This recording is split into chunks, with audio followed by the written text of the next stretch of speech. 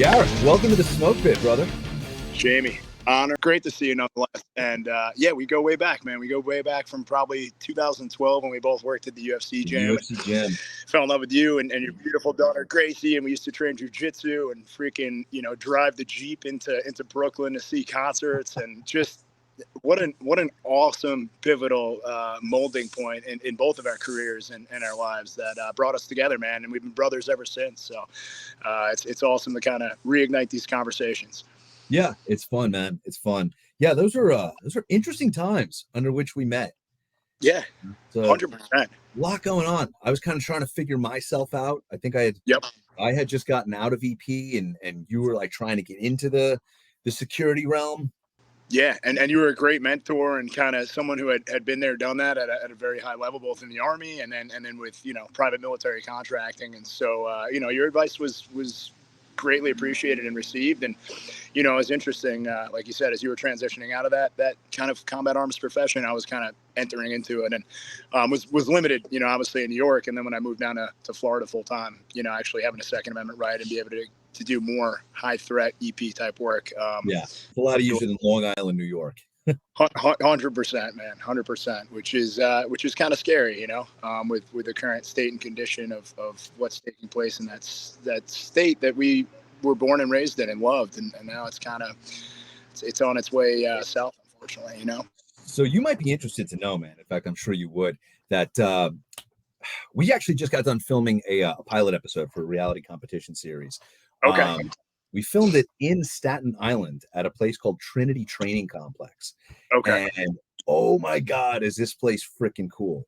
It's in the middle of Staten Island. They've got access to an actual, firearms range, not far from, but on the premise, man, they've got like one of the greatest indoor simunition training facilities I've ever seen. Oh, you would love it, man. You would love it. Next time you're in New York, man, I'll plan a trip out there. Maybe we can go, go pay them a visit.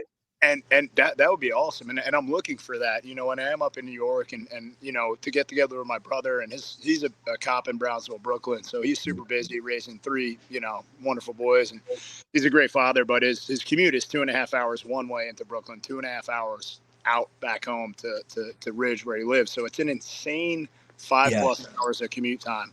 And, it's very tough as a father of three and to find the time to get the reps in. And so I would love to coordinate something where we can all meet him, you and I can get some training in and kind of sharpen the sword together, man. And I'm always looking for resources and ways to network and create some key leader engagement with individuals within the industry. And I'm always sharpening the crafts, man. And so we preface the conversation of me on Sundays lighting a flaming katana and engulfing it into this eruption of force of the element of fire and swinging in a kind of drunken Musashi-like flow. But I've been learning kind of the tradecraft of fighting with a bladed weapon, and it's been interesting kind of tool to add to the arsenal. So it's always sharpening the sword, literally and figuratively. And I want to extend the offer and the invite. September 29th through October 1st, Roman Sanford, executive protection and risk mitigation firm that I work with, is running a lone operator course. So we have a CAG operator, former ground branch operator that we're teammates with, who are going out to a range in eastern Long Island, undisclosed location, to run a 2-day lone operator course. Basically, you're thrown into a pervasive environment by yourself. How do you strategically get out alive, so to speak, Dude. Weapons, how to move, locomote, and acquire all the necessary resources to cover your ass and get the hell out of Dodge after whatever executable mission takes place and you do the job. So that is September 29th to October 1st. So if you can make it up for that, that would be awesome. Dude, yeah, we'll link up offline. You give me the details. I'll definitely put that on my calendar. That sounds amazing. Cool. That's like fun stuff, man. Like, it's not too hard to find, your generic training. Anyone can take, a CCW course. Here's how to carry concealed, or like, long range shooting course. That shit's fun. But it's stuff like that, man. It's that like getting dumped in a foreign terrain and trying to figure out how to get the fuck out of Dodge without getting lit up. That's the fun stuff. It's the best. And like as kind of a lone operator of sorts, and listen, I use that term very lightly. Like EP details, yes, I am protecting some of the most powerful people in the world, the 1% of the 1%. They do have, nefarious groups, cartels, mafia type organized crime syndicates after them. And I usually am by myself, but I'm not doing stuff that you were doing, freaking rappelling fast ripping out of a bird, clearing a fucking room, than M4. Like the shit you did is way more dangerous. And I'm not even comparing apples to oranges. But what I will say is I have been able to use those skill sets in many ways. And one example real quick off the rip is I was with a client and friend, in Spain this past summer. And, we're driving to basically drop off the package at this beautiful like countryside villa, and driving down the road. And all of a sudden we make the right onto this winding little dirt country path to get to the villa. And two dudes jump out of this like murdered out Ford Fusion, guns drawn, literally freaking rush the vehicle. She's screaming like bloody murder. I'm like, oh shit, here it goes. I'm like trying to stay calm, cool, collective. They both try to open the doors and extract us from the vehicle. And honestly, like had it not been for like training, like kidnap scenarios or someone trying to seize your vehicle, and like props to Dylan Bowers and Luke McNamara for like repping me through that scenario precisely. I might have fucking shit the bed and like shit could have went real south, and I would have not been able to get off the X because I was like freaking out or panicking or hit, drive instead of reverse like I did. But I was able to hit reverse, cut the wheel, get off the X, and proceed down the road. But stuff like that happens, man. And it's like you never know, and it's going to start happening here in the United States, unfortunately, as things geopolitically get destabilized and we descend into a resource war of sorts. So I mean, I say it all the time, man. Like, you got to know tactical emergency casualty care. You got to know basic firearms. You got to know how to shoot, move, communicate. And like, yeah, it's great. Oh, you're a pistolier. You stay on a static target and rip through paper with your 9mm and fucking act like you're John Wick. Well, that's good and dandy, but like, are you dummy carrying? Are you fucking smoke checking yourself? Is there a stress inoculation process? Are you just pinging paper from 10 meters out, acting like you're fucking, some DevGru operator when you've never actually been able to, leapfrog from, obstacle to obstacle, or you've never been able to tactically do a drill, which is simulating of something that you'll actually experience. Like, so I'm all about real world training and stuff that is actually going to get you prepared for the worst case scenario. So I'm so glad that you said stress inoculation, because that is the piece of training that most people don't talk about, man. Like, yeah, it's cool to be able to put rounds on targets. It's cool to be able to shoot, move, and communicate, like you said. But you familiar with the acronym FIBSA? No, but hit me with it. FIBSA. FIBSA is an acronym used to describe the phenomenon that happens when even the most highly trained operator encounters that first round that either cracks or snaps past their head, and it stands for "fuck, I'm being shot at." So I mean, you can be the most high-speed dude in the world, right? You can have all the best training, but when FIBSA kicks in and it's like, oh fuck, I'm being shot at, all that shit goes out the window. You can hang your training up, man, if you haven't also been sort of inoculated against the stress that comes with actually applying that training against a live force on force element. Yes. And you fall back to your lowest common denominator of training. And so if you're not training to the highest level and you're not stress inoculating yourself when that FIBSA effect takes place and your OODA loop gets disrupted, and you go from being the offensive aggressor, direct action minded individual, to now, fuck, I'm on the defense and now rounds are cracking overhead. Yeah, I mean, that's got to, and listen, I've had guns pulled on me. I've had knives pulled on me. I've never had rounds crack over my head. I'm not going to pretend like I have, but I can only imagine like the experience of that and how it just rattles you to your core. And if you're not calm, cool, collective, man, like you're fucked, man. And you're going to be a bullet sponge for your teammates. And what I'll say is, like, I've been just throwing myself in the fire, man, whether it be like jiu-jitsu, whether it be Muay Thai, going to Koh Samui, Thailand, going to Henzo Gracie's Blue Basement and locking horns with Gordon Ryan and the Danaher Death Squad. And like, dude, just getting limb ripped from body. Like, I was out in Austin, Texas, and training with my boy jiu-jitsu giant, shout out to Dan Manasow, and scrapping with him. And there's like Satoshi, who's a 14-year-old gold medal judo champion from Japan, and just a murderer's row of the best combat sports athletes in the world. And all of a sudden I hear the rotor report of a helicopter, and sure as shit, it's Tim Kennedy, and he walks into the Roca training facility. Yeah, and it's Tim and his boy Shane, and like I just getting done like smoke. I probably got submitted like no joke like 20 times in a row by my boy Jiu-Jitsu Giant. I see Tim, and I'm like, Tim, I'm tagging you in from the top rope. Help a brother out. And he looks at me. He looks at Dan. He's like, brother, you're on your own. I'm like, and so at that point I realized I'd done fucked up, and I got myself into a shit storm, and I wasn't able to back up. But long story short, I'm constantly seeking subject matter experts to learn and evolve and throw myself into the fray with.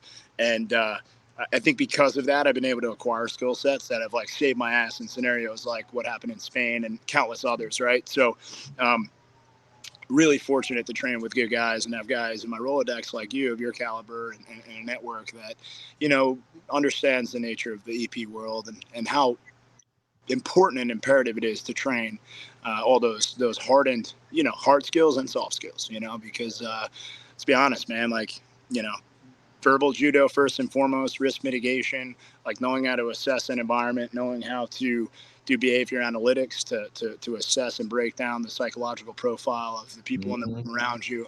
And then if diplomacy fails and, verbal judo is null and void, then physical jiu-jitsu. And, a lot of people just fall to the graces of, oh, I'm a fucking sharpshooter. I got my gun. I got my pistol. Well, guess what, man? When you're in a federal building or you're in some big mall where you don't have that ability, or you're in a third world country, most of the time I'm unarmed in a lot of these third world countries, depending on where it is and the threat level. But like all I have is these, man. Like this, first and foremost, like the Sapio, like basically connection to the environment around me. And then if I have to, go hands on. And so like if you're an EP, if you're any like profession where you're not training jiu-jitsu and boxing and you're doing yourself and everyone around it's true, man. Extreme disservice. You are so unlikely, especially in the EP, you are so unlikely to encounter a life or death situation where lethal force is warranted. So I think, well, I've got a gun. I came across this post recently. It was like, what's your favorite form of martial art? Half the comments was shit like 9mm, SIG, like gunjitsu. Like, dude, that doesn't. Try that. Try that when some dude slaps a cup of coffee out of your hand. Plug him in the chest a couple times and see how the rest of your life turns out. That's not functional, dude. No. And it promotes like the radical escalation of force, where we should be promoting the radical de-escalation of force, and learning how to train and learning how to. I mean, I've asked guys that I've worked with, like, hey man, we got full access to the UFC gym. Like we can do grappling, we can do team development, we can do pro dev. Like you have an opportunity. And listen, man, I'm not saying I consider myself a white belt in all facets of life, man. I know absolutely nothing, but because of that, my thirst for knowledge enables me to get the shit out of me enough times, man. I know you're not a fucking white belt. But I might ask by this man enough times. Yeah, I'm like, let me just impart the skill sets to the team, and like we do shooting, but no one ever wants to do defensive tactics. And so I've taken it upon myself to work with my team on defensive tactics. Some dudes are hyper receptive.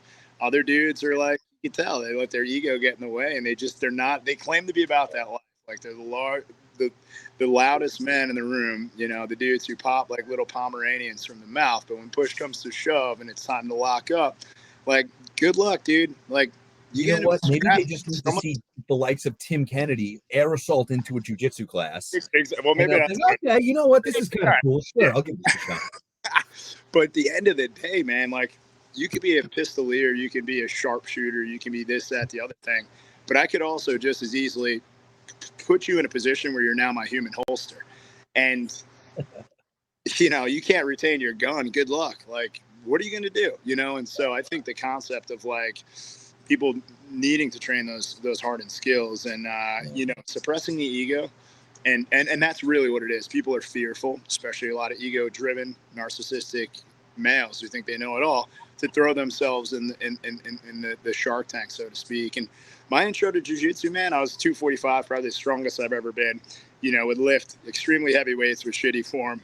And my lifting partner in jiu-jitsu in rugby in Argentina was my boy Mateo. Shout out to him. He was a grown man. He was like 34. I was 20. I literally stalked some dude on a city bus in Buenos Aires, Argentina, followed him for 45 minutes, and then walked through the gates of Club Ciudad de Buenos Aires and said I wanted to play rugby.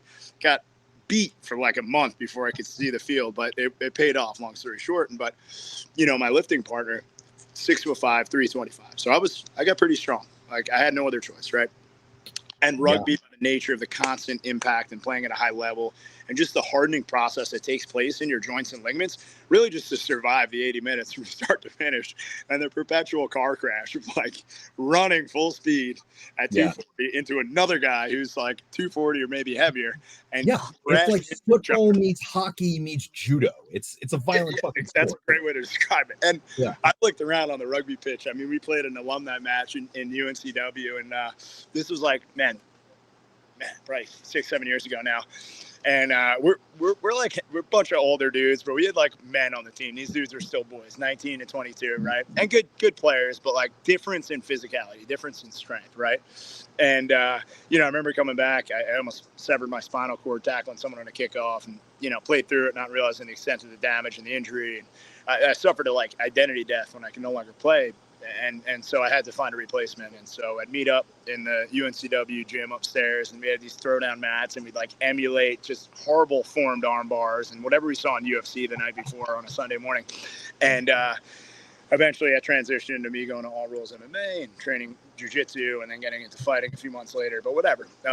My intro to jiu-jitsu was me literally getting ragdolled by two girls who are 120 pounds soaking wet, and for like 2 hours straight murdered me in my pajamas with swift, deadly, assassin-like efficiency. And I was like, I need to learn this. Like, I am 100 pounds, 115 pounds heavier than these women, and they're literally smoking me on the mat. Oh yeah, and they're just absolutely folding your clothing while you're still wearing it. Yeah, 100%. Yeah. Like jiu-jitsu is the art of being folded in your own clothes. Like 100%. Yeah, and that was it. I'm not ashamed to admit it. And there was nothing I could do. Like nothing I could do. And I realized at that point how vulnerable I was. And, karate that I did as a kid was good. And I had done some boxing at that point. But, like, I didn't know really the nuances of fighting on the ground. And 90% of fights end up on the ground. So it's a huge skill set. And, that's kind of how we forged a bond, right? Training martial arts together, man. Yeah. I remember when I got to the UFC gym, man, my approach, because, I'm there because I want to work. I didn't decide to work in an MMA gym for anything other than, so I could train MMA, man, and all the individual disciplines that go along with it. But, I also want to be able to match clients up with the right trainer. So if you remember, man, I was going around to all of you guys, all of you fighters, being like, hey, I need an hour of your time, man. Like we gotta roll, we gotta bang. I want to see your specialty so I can link you up with the right people and, not waste your time with people that aren't suited to what you're doing. And holy shit, I think you were easily the most motivated person there to share that skill. You're like, hell yeah, let's do it, man. I'm free right now. What are you doing? I'm like, shit. Okay. We're going. That's cool. We get in the octagon. We hop in the cage, man. And oh Jesus, the transitions. Like you like put me on the ground, just get on top of me and like challenge me to escape and then pin me up against the cage and the same thing. And but then in between you're still testing those edges and testing the hone on the steel. You grab some mitts and focus for however long and get me to shift fire there. And it was absolutely the most dynamic training that I received in that facility. It was spectacular. The approach was so impressive. And that's honestly what I loved training about. What I loved about training with you in general, man, was how committed you were to making it enjoyable. Yes. And honestly, the first time I saw that was before you and I trained one-on-one. I had gotten there right before Christmas. Remember that Christmas duck class? Yes. Where I did Santa Claus. Yeah, exactly. So you have the UFC gym has a class. It's called Daily Ultimate Training. I don't want to compare it to CrossFit, but it's the same, like, functional training, strength, explosive, all that shit. And the whole time you're running around in a Santa hat and a beard yelling at everyone like, ho, ho, ho, burpees faster. You want muscles for Christmas? Let's go. Ho, ho, ho. You call that a sit-up? It was incredible, man. Like, I was fucking dying. I'm, jumping from sprints on the treadmill to burpees on the turf to sandbag throws. And like, I'm trying to, A, not throw up, and B, keep my focus while laughing hysterically at you. It was incredible, man. I was like, I got to train more with this dude. Oh man, that literally is one of the most complimentary things I've ever had anyone say to me. So thank you for that, and I appreciate you seeing and feeling the energy and the hyper dedication to bringing about a world-class experience, to bring physical, mental, spiritual, emotional fortitude to the surface of whoever I'm training with, but do so in a enjoyable, fun manner. But when it's time to go, like dead rights, like kill or be killed type mentality. And I think that's what's missing, like in a lot of ways. Sometimes it's one or the other. Like you have these like cardio kickboxing classes that set the like soccer mom, single mom of two up for dire distress when she thinks she has a false sense of confidence in what she can do because she learned a few like air punch or kick combinations, and then she gets, robbed or something worse in the parking lot of a Walmart as she's trying to, grocery shop for her two kids. So like,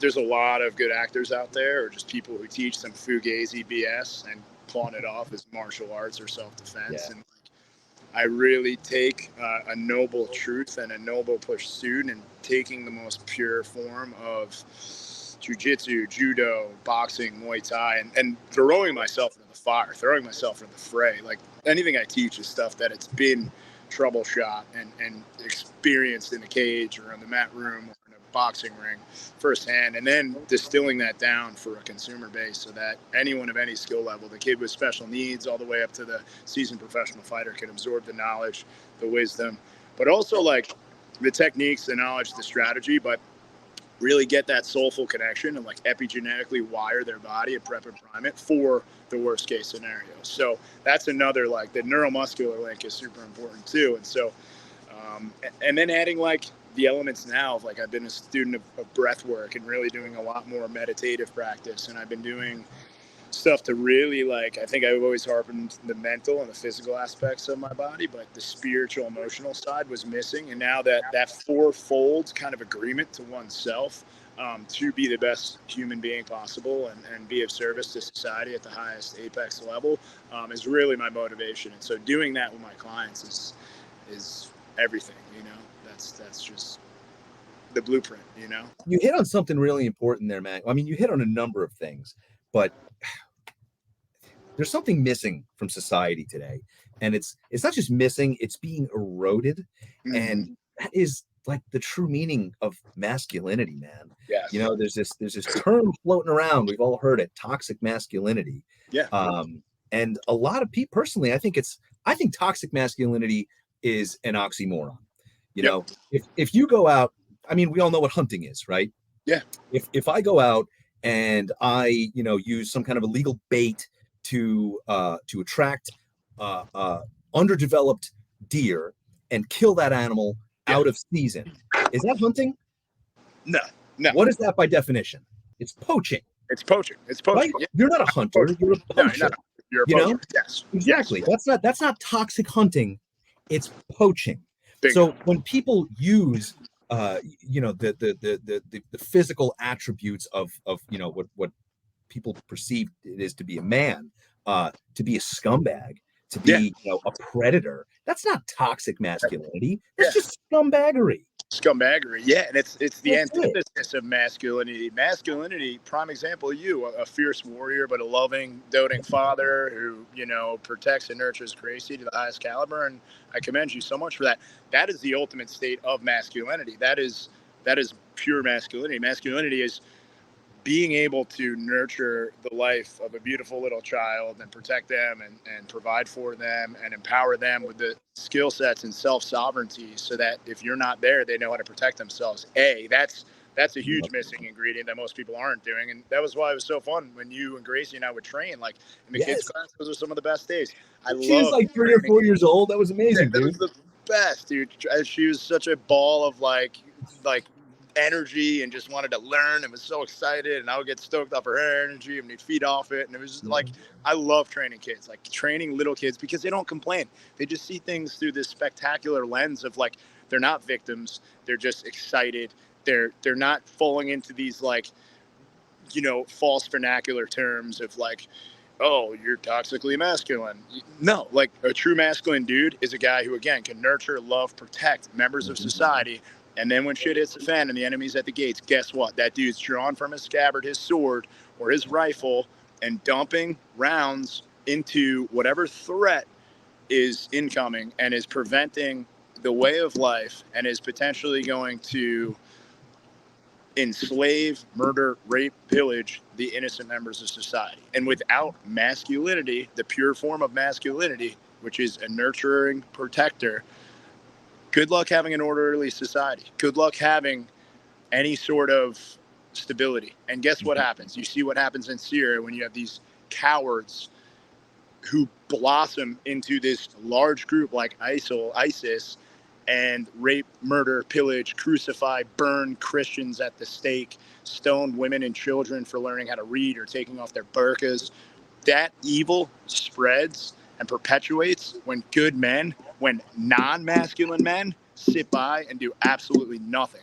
So if anything, we need to rearmor the next generation of masculine men and not neuter and clip the bravado and the willingness and the courage to fight and stand up for the convictions of what is right in society and in the world. And there's really a split. It's a spiritual fraction and fissure that's taking place. And it's quite simple. There's the draconian Luciferian consciousness, which lives off of narcissism, ego, and greed, will rape, will pillage, will commit all the egregious 7 deadly sins with no regard for any other human life or their feelings of others. And then there's the, you know, you'll say Christ conscious, the enlightened conscious, which operates out of light, love, compassion. And we need to swing that pendulum sharp to the ladder, because guess what, man? Like, there is a entire cultural movement which is under the guise of I'm victimized or masculinity is toxic, or that is the poison, that is the blue pill that they're polluting the populace with to A, spread fear, dissension, tribalism, control, and B, literally neuter and cripple humanity as a whole. Well, fuck that. It's time to draw the line in the sand, and it's time to take the power back, you know? And man, there's no time like now. And what we're seeing with the rapture and the division of humanity is exactly that. The demasculinization and the stripping of the protective forces that good men once used to have. And now with the advent of social media and all these keyboard crusaders and even dudes in the flesh, like on the heads up, I've seen so much disrespect. I've seen so much narcissism and ego and greed over the last couple months firsthand. And I've invited people, man, we could go train. We could do that. Those same dudes who chirp like little Pomeranians are the last people to toe the line and throw down. I don't care who you are. If you disrespect my boys, more importantly, my friends, anyone and any person's way of life, you disrespect my ancestors, my family, my lineage, more so than myself.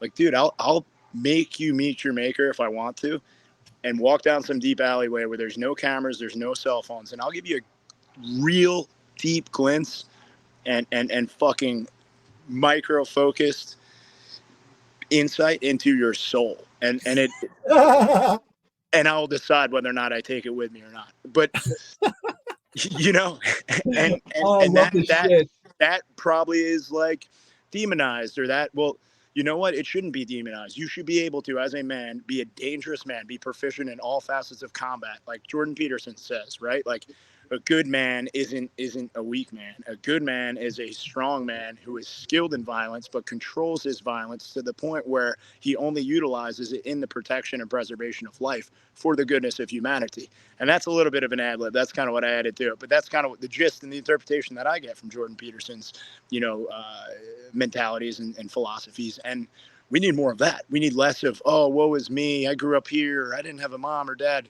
That sucks. We all go through struggles. I remember collecting cans and bottles to pour milk in my Cheerios. I remember always being in fear and trepidation of losing my home. But you know what? Good. I'm happy that happened to me. You know why? Because it gave me grit. It gave me fortitude. I started to work at a young age. I learned the importance of saving money. I learned the importance of working for what you have, not being entitled. And I'm happy for all those life lessons, because every adversity that I've gone through has fortified, sharpened, and solidified my soul to be a better crusader for the rest of humanity and society, and to stick up for the injustices in the world.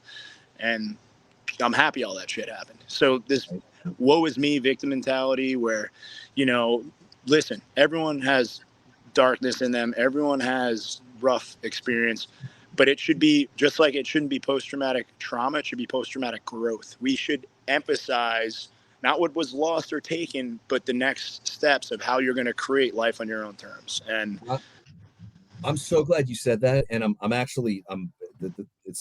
stunned that you said that, because the whole concept of post-traumatic growth is actually relatively new to me. And I don't think I even told you about this yet, man. I just got back a couple of weeks ago from a 7-day veterans retreat, focused on post-traumatic growth. Beautiful. The mantra there is struggle is a terrible thing to waste. Yeah. And I'm actually, if all goes according to plan, I believe one of the senior path guides from that program is going to be the next guest on the podcast. Beautiful. I love it. Yeah. So I know you're going to get a kick out of that.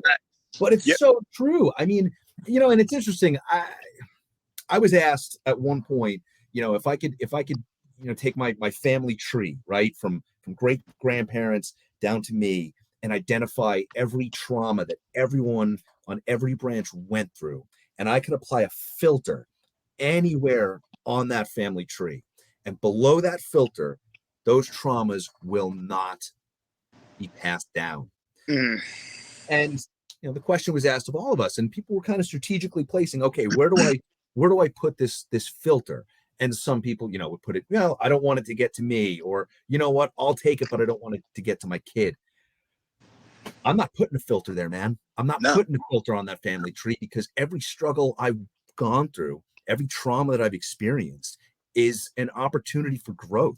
I'm stronger because of it. Yeah, it might have put me down for a good long while, man. And it might have kept me in a dark place for a long time. And it might have had and is still having an impact on my daughter. Roger, check. I get it. But dude, are we all going to be stronger for it? That's something that we're going to grow from. And that's, in 5, 10, 20, 50 years, that shit is going to be paying dividends. Compound the dividends that you receive from traumas like that, and stress like that, and struggling well. Compound that over 50 years and tell me that one experience isn't worth it. And I can't make that argument. Yeah, absolutely. And that's such a good, valid point. And I feel the same way. And, through meditations, I've taken a deep dive to kind of go back and heal some of those epigenetic traumas. And that's what it is, man. The body keeps the score, right? You epigenetically carry those traumas in each individual cell of your body. And that can be a painful thing. It's like having a thorn embedded in your skin, and the skin heals over the thorn, but every once in a while you hit your elbow and that thorn is pressed into that nerve ending and you get this fired release. Well, that's good, because it gives you that maybe learning lesson, and you're able to unpack that and be like, oh, the last time I did that, this is what happened. There's a cause and effect and a learning process through negative reinforcement. But if you don't understand the traumas and epigenetically unplug them and learn them as post-traumatic growth, then they'll always plague you as post-traumatic stress or distress. And so super important to like vocalize what you've been through. I think that's the other thing. Like, get it off your chest, disclose it, get it out, so you can unplug that thorn that is plaguing you, right? But then don't revisit it, or don't use it to handicap yourself again. And I've seen so much, like with the We Defy Foundation and like sponsoring combat vets with jiu-jitsu memberships, like that has been such an empowering force in my life. Seeing these guys, my boy Joey Bosnick and like the Brian Marvin and Alan Shabaro, both two Army cats, and their friend losing both his legs and an arm. They wanted to create an adaptive jiu-jitsu program where they can enable him to feel powerful again, reclaim his sovereignty. And jiu-jitsu was the perfect catalyst for that, man. So again, I urge anyone who hasn't thought about martial arts or is maybe, traumatized or has some sort of egregious injury, like, get on the mats, man. I've trained plenty of kids who didn't have use of their legs or their arms, who had cerebral palsy or amputees, and jiu-jitsu is for everyone, man. It's something that'll change your life. It'll empower you, and it'll enable you to no longer be a victim, but rather be a victor.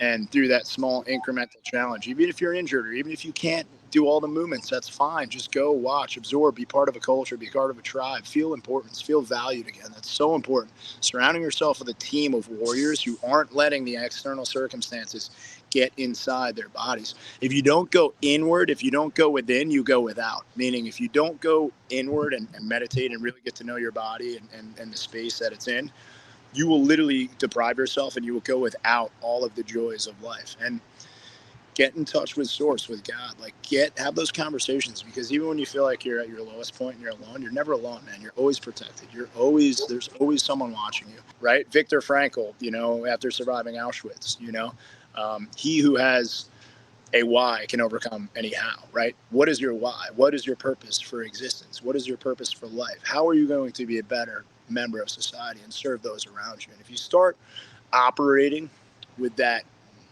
really divine concept, your life will improve in a multiple of ways. And when you ask not like what God can give you or what other fellow man can give you, but you ask how you can be of service to humanity, and you start your day with that intention of gratitude to know that it is an honor to be of service and to be of value and to be of purpose.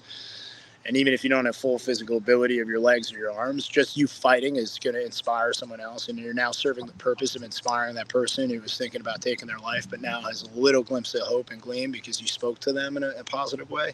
Dude, the ripple effects of that are profound and radiant. And that resonates to the hearts and souls of not just the people you're talking to, but people of all walks of life in all positions, right? So that's really important. And that's like, I think what I've been trying to take a deep dive in the last couple of years, but I'm happy. It looks like it's paying off, man. I mean, you're an absolute poet warrior, dude. I mean, you've always been a poetic gentleman for as long as I've known you. But yeah, like watching you really kind of, immerse yourself into this theater, this realm, this world, and combine the two has been fascinating. It's been a lot of fun following you, man. I appreciate that so much, brother. And likewise, man, using this awesome platform to raise awareness and build tribe and community for the veteran space. And it's awesome. And I can't wait to have you next year, man. You and I are going out to PB Abate in Paradise Valley, Montana. And we're going to PB Abate Fight Club, which is a full immersive week experience of Muay Thai, boxing, jiu-jitsu, mindfulness, meditation, yoga in God's country. This beautiful land before times, like River Rift Valley in the mountains of Montana. So mark your calendar. Dates TBD, but probably third week of August. But you and I are going out. All right, dude. It's been a while since I've rolled, man. Like I still bang a little bit here and there, but dude, it's been a minute since I've rolled. Any martial art, judo, Muay Thai, jiu-jitsu. I love Muay Thai and shit. Let's go to Thailand together, man. Let's take a little hiatus and go train. Train with my crew.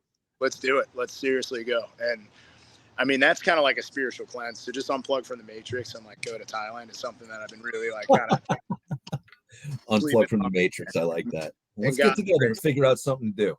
Let's do it. I would love that, brother. So you're in Virginia? I'm in Northern Virginia, right outside of DC now. Yeah. Okay. Cool. I'm going to be cruising up probably. I'm due for a road trip up the East Coast, man. So definitely in the fall. And I want you to keep that date in mind, September 29th to October 1st, man.